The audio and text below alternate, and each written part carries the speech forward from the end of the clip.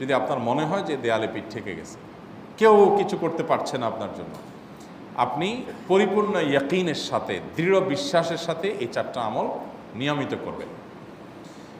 এবং আমি বহু মানুষকে পার্সোনালি এটার পরামর্শ দিয়েছি, ওনারা আমল করেছেন, আমল করে উপকৃত হয়েছেন।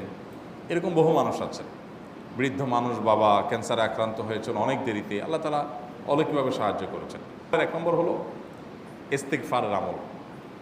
ইস্তেগফার, আপনি ফেঁসে গেছেন কোনো জায়গায়, কোনো উপায় পাচ্ছেন না, আপনি ইস্তেগফার করতে থাকেন। আস্তাগফিরুল্লাহ ওয়া আতুবু ইলাইহি, আস্তাগফিরুল্লাহ ওয়া আতুবু ইলাইহি, আস্তাগফিরুল্লাহ ওয়া আতুবু ইলাইহি, আস্তাগফিরুল্লাহ, আস্তাগফিরুল্লাহ, আস্তাগফিরুল্লাহাল্লাযী লা ইলাহা ইল্লা হুয়াল হাইয়ুল কাইয়্যুম ওয়া আতুবু ইলাইহি ওয়া লা হাওলা ওয়া লা কুওয়াতা ইল্লা বিল্লাহ। এই ইস্তেগফার সম্পর্কে নবী করিম সাল্লাল্লাহু আলাইহি ওয়াসাল্লাম বলেছেন, মান লাযিমাল ইস্তেগফার, যে ব্যক্তি ইস্তেগফারকে আঁকড়ে ধরবে, আঁকড়ে ধরা মানে কি, এটা ছাড়বে না, সে পড়তেই থাকবে অনবরত,